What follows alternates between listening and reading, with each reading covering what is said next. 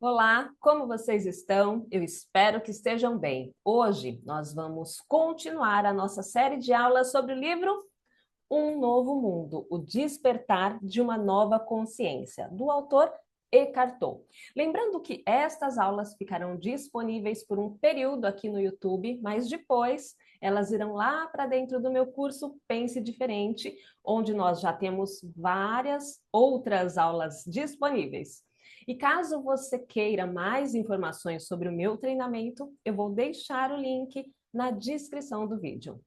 Nesta aula, nós vamos estudar o capítulo 2 do livro, onde o autor apresenta o ego como o estado atual da humanidade. E ele começa este capítulo falando que as palavras e rótulos que nós utilizamos para definir as coisas podem limitar a nossa percepção da realidade. Porque quando nós damos um nome para algo, isso nos leva a acreditar que nós sabemos o que aquilo é, mas tudo, seja uma pedra, uma árvore, um pássaro ou um ser humano, tem uma profundidade que vai muito além do que nós podemos perceber ou pensar. O que nós enxergamos é apenas a camada superficial da realidade. E o autor nos convida a ir além desta superfície e começar a observar sem impor um rótulo. Porque desta forma, a essência, aquilo que nós observamos, se comunica conosco silenciosamente e reflete a nossa própria essência. O autor diz que quando nós nos libertamos das palavras e dos rótulos, nós recuperamos o contato com a nossa verdadeira essência. Por outro lado, a pressa em rotular a realidade nos afasta da alegria, da criatividade e da sabedoria que surgem no silêncio entre a percepção e a interpretação. Agora, é claro que as palavras são muito úteis no nosso dia a dia, porém, nós precisamos entender que a linguagem é limitada, é apenas uma combinação de sons básicos que não podem capturar a verdadeira essência das coisas. E o mesmo acontece em relação a nós. Nós acreditamos que as palavras são suficientes para explicar quem nós somos, mas as palavras não conseguem capturar a nossa verdadeira essência. E quando nós tentamos definir quem somos através das palavras, normalmente nós acabamos criando um falso eu, um eu ilusório, uma identidade falsa, porque nós confundimos a palavra eu com quem nós realmente somos. Esta confusão é o que chamamos de ego. E a partir desta ilusão, toda a nossa percepção da realidade fica distorcida. Desde a infância, nós aprendemos a associar o nosso nome, os objetos, os papéis sociais e as histórias do passado à nossa identidade. Mas a nossa verdadeira essência, quem nós realmente somos, está além destas formas. E o ego nasce desta identificação inconsciente com algo que nós não somos. Por exemplo, quando eu digo eu sou mãe, eu sou mentora de mulheres, eu sou casada, eu sou brasileira, eu estou criando uma identidade para mim. O problema acontece quando eu me identifico com esta identidade, porque eu deixo de perceber quem eu realmente sou em essência. Perceba, eu sei que eu sou brasileira, eu sei que eu sou casada, eu sei que eu sou mãe, mas aquilo que eu sei sobre mim é diferente daquilo que eu sou em essência. E quando nós nos identificamos com algo que não somos, nós nos afastamos daquilo que realmente somos e desta forma limitamos a nossa própria vida. Por exemplo, quando alguém diz eu sou insegura, eu sou carente, eu sou dependente emocional. Caso a pessoa se identifique com estes rótulos ou com essa identidade, ela deixa de perceber o ser e o poder infinito que habita dentro dela, a sua verdadeira essência, e se torna um ser limitado. Quando nos identificamos com os rótulos que criamos a nosso respeito, casada, solteira, mãe, alta, baixa, segura, insegura, rica, pobre, bonita, feia, CLT, empreendedora, nós esquecemos o ser, a nossa verdadeira essência. Porém, quando percebemos que não somos estes rótulos, assim como não somos os nossos pensamentos, mas a consciência por trás do pensamento, ocorre uma transformação. E este é o início do despertar, onde o eu se conecta a algo mais profundo. Não existe autoconhecimento enquanto nós não soubermos quem realmente somos. E para tornar isso um pouco mais claro, o autor fala sobre o conteúdo e a estrutura do ego. Ele explica que a mente egóica é condicionada pelo passado. E este condicionamento tem duas dimensões: o conteúdo e a estrutura. Mas o que é isso? O que significa esse conteúdo e esta estrutura? Por exemplo, imagine uma criança que está chorando e sofrendo porque alguém tirou o brinquedo dela. Esse objeto, o brinquedo, representa o conteúdo. Não importa se o brinquedo é um pedaço de madeira ou um aparelho eletrônico sofisticado, o sofrimento causado pela perda do objeto será o mesmo. Porque a causa da dor não está no objeto em si. A causa desta dor está oculta na palavra meu. E esta é a estrutura. A estrutura é essa ponte que liga a criança ao objeto. Porque a criança pensa assim: eu sou a dona deste objeto, ele é meu. E quando a criança se identifica com esta ideia, é como se o objeto fizesse parte de quem ela é, fizesse parte da identidade dela. Porque eu posso dizer, esta caneta é minha, sem me identificar com isso. Neste caso, se eu perder a minha caneta, não haverá um grande sofrimento, porque não existe uma identificação. Ou seja, o que possibilita a existência do ego é a nossa identificação com algo. E quando nós estamos identificados com algo, basicamente nós estamos dizendo: isso é parte de quem eu sou. Isso se torna parte da nossa identidade. Mas essa identidade não é a nossa verdadeira identidade. É uma identidade falsa, um falso eu, criado pela mente.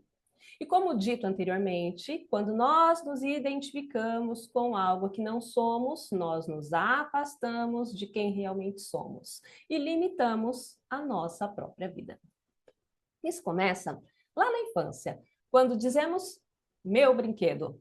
E depois isso evolui para coisas como meu carro, minha casa, minhas roupas, meu namorado, meu marido.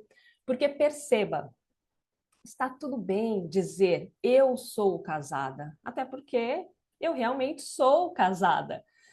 E algumas pessoas até ensinam a trocar o sou por estou, ou seja, ao invés de dizer eu sou casada, eu poderia dizer eu estou casada. Mas o ponto principal não é o que nós falamos, mas a nossa identificação com aquilo que falamos. Se eu falo eu sou casada e eu me identifico com o meu estado civil, o meu marido passa a fazer parte de quem eu sou. Ele passa a fazer parte da minha identidade. E perder o meu marido representaria perder a minha própria identidade. E com isso, muitas pessoas criam relações de apego, de dependência, ou se mantêm em relações abusivas, porque no fundo, ninguém quer perder a própria identidade. Inconscientemente, nós tentamos nos definir por meio de coisas, mas a verdade é que isso nunca funciona completamente. Essa tentativa de se encontrar em coisas externas vem do ego, que está constantemente tentando preencher um vazio interior. Mas esse vazio que nós sentimos é uma consequência do nosso afastamento da nossa verdadeira identidade. E isso não pode ser preenchido com coisas externas. E agora que nós estamos tomando consciência disso, é interessante que a gente comece a refletir sobre como que nós nos identificamos com as coisas e como isso molda o nosso senso de identidade. E o autor deixa claro que não há problema em valorizar as coisas pelo que elas são. Porque nós precisamos de objetos, roupas, móveis, transporte. E alguns destes objetos nós apreciamos por sua beleza ou utilidade e está tudo bem. O problema surge quando usamos estas coisas como ferramentas para alimentar o nosso ego, tentando nos definir ou nos destacar por meio delas. Nós precisamos começar a observar o nosso relacionamento com as coisas, prestar atenção a tudo que chamamos de meu e questionar se o nosso valor pessoal está ligado ao que possuímos.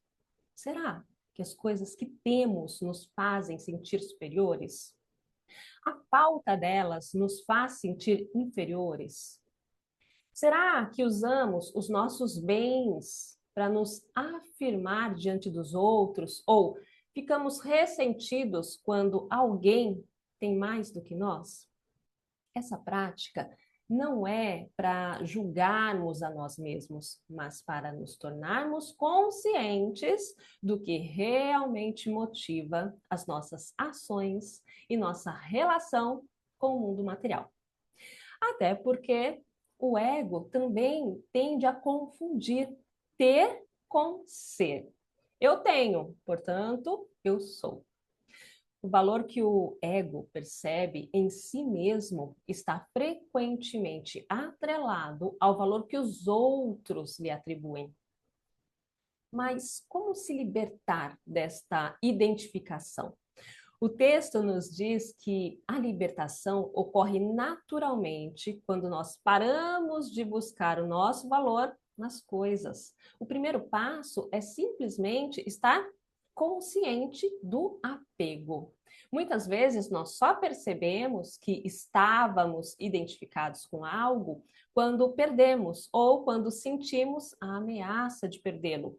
Esse desconforto é o sinal de que o apego existe. Não é necessário lutar contra o ego, basta observá-lo. Esta observação consciente é o início da transformação e da libertação da ilusão da propriedade. Bom, ainda no capítulo 2, o autor fala sobre um aspecto essencial do ego, a necessidade de querer sempre mais. Ele explica que, embora o ego se identifique com a posse, a satisfação dele ao conquistar algo é passageira. Então, existe uma sensação constante de isso não é o bastante, ou, mais profundamente, eu não sou o bastante. Essa insatisfação é o que mantém o ego vivo. O ato de querer, de desejar algo, além do que se já tem, é mais poderoso para o ego do que possuir aquilo. É como um vício, uma busca incessante que nunca é preenchida. Para o ego, mesmo que você acumule bens materiais ou conquiste muitas coisas, o sentimento de incompletude persiste.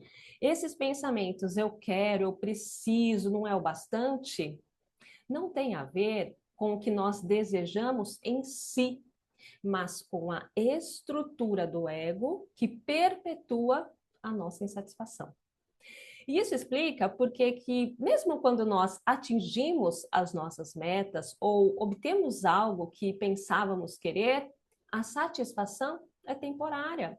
Logo, nós estamos em busca de algo novo para preencher o vazio. A mensagem desta parte do texto é muito clara. Enquanto nós estivermos presos a esta estrutura do ego, nenhum bem material, conquista ou pessoa poderá nos satisfazer plenamente. Sempre haverá algo faltando, algo mais a ser desejado. E o primeiro passo para sair deste ciclo é tornar-se consciente, é perceber quando estamos dominados pelo eu quero ou não é o bastante. Desta forma, nós começamos a enfraquecer o poder do ego. Agora, é importante frisar que nós não precisamos abandonar os nossos desejos. Nós apenas precisamos nos tornar conscientes, porque esta consciência que nos liberta da ilusão de que precisamos de algo externo para nos completar. Em seguida, o autor fala sobre a identificação do ego com o corpo, seja pela aparência, pelo gênero ou por alguma limitação.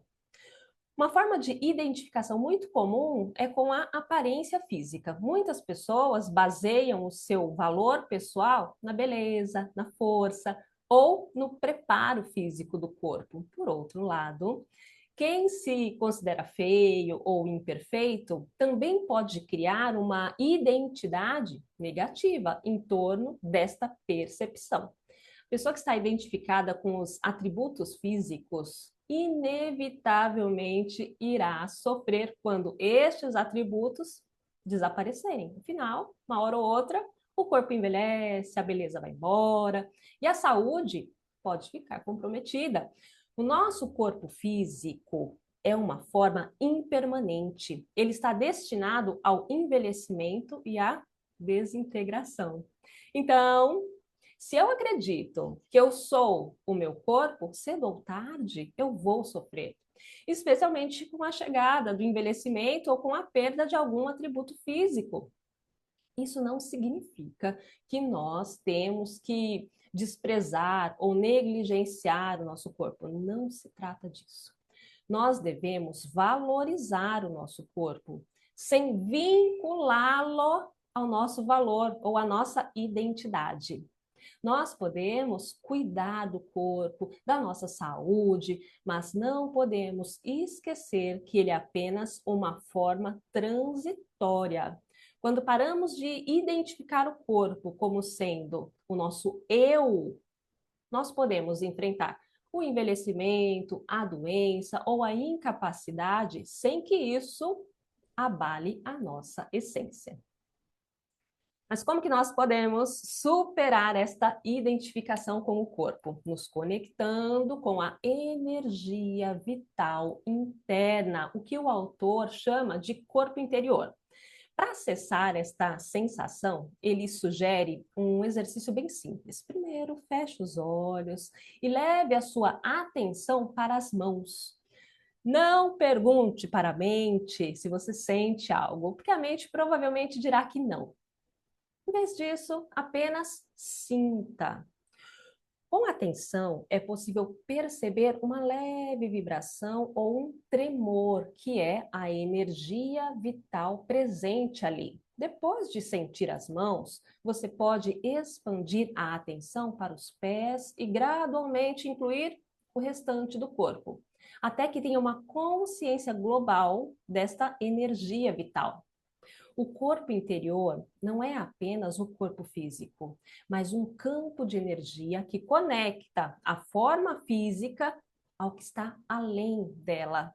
É uma ponte entre o corpo material e o ser, nossa verdadeira identidade essencial. Quando estamos em contato com o corpo interior, não estamos mais identificados nem com o corpo, nem com a mente. Estamos além da forma, conectados ao que o texto chama de ser. Este estado de presença nos liberta da prisão do ego. Além de nos conectar com o momento presente, essa prática tem benefícios físicos. Estar consciente do corpo interior fortalece o sistema imunológico e apoia a capacidade natural do corpo de se curar. E já caminhando para o final do capítulo 2, o autor diz que quando nós nos identificamos com as formas, sejam elas físicas ou mentais, ocorre o esquecimento do ser, ou seja, nós nos esquecemos de quem realmente somos, esquecemos a nossa verdadeira essência. Ele explica que o ego é essa identificação com as formas, objetos, corpo físico e principalmente formas de pensamento. Porque os pensamentos também são formas. E o ego utiliza os pensamentos para criar uma falsa percepção de identidade. Quando nós ficamos o dia inteiro pensando um milhão de coisas e sentindo as emoções que estes pensamentos criam, isso rouba a nossa atenção. E nós perdemos o contato com a nossa verdadeira essência. Isso significa viver a partir do ego. Mas o que é o ego? O ego, ou o falso eu, é um conjunto de pensamentos recorrentes, padrões emocionais e condicionamentos mentais que carregam uma percepção do eu. Ele surge quando nosso sentido de existência, o eu sou, que é uma consciência pura, sem forma, se mistura com estas formas. Este processo é o que chamamos de identificação. Esse esquecimento do ser, que é a nossa essência verdadeira, é o nosso grande erro, porque ele cria a ilusão de que estamos separados do todo, de que somos apenas nossas formas, pensamentos, emoções, corpo, e esta ilusão é o que transforma a nossa realidade em um pesadelo, porque nos desconecta da paz e da plenitude que só pode ser encontrada no ser, na nossa essência mais profunda. Em seguida, o autor comenta sobre aquela famosa frase de René Descartes: penso, logo existo. Ele explica que esta afirmação reflete um erro fundamental, que é o de igualar pensamento ao ser, ou seja, ele associou a identidade, o eu sou, ao pensamento. No entanto, ao fazer isso, ele confundiu o verdadeiro ser com a atividade mental, dando origem ao que chamamos de ego. O ser, a nossa verdadeira identidade, vai muito além da mente. O ser é a consciência pura que existe independentemente de qualquer pensamento. Porém, ao confundir pensamento com ser, Descartes perpetuou a ilusão que alimenta o ego, a ideia de que somos apenas a nossa mente. E para finalizar, o autor fala sobre a paz que transcende toda a inteligência. Ele diz que nos momentos de perda extrema, algumas pessoas, não todas, experimentam uma paz profunda que surge quando o ego colapsa. Esta paz reflete nossa verdadeira essência, o ser que vai além de qualquer identificação com as formas.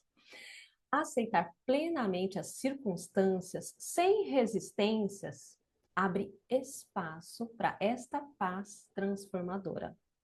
E assim nós concluímos o capítulo 2 do livro Um Novo Mundo, o Despertar de uma Nova Consciência. Um super beijo e até a nossa próxima aula.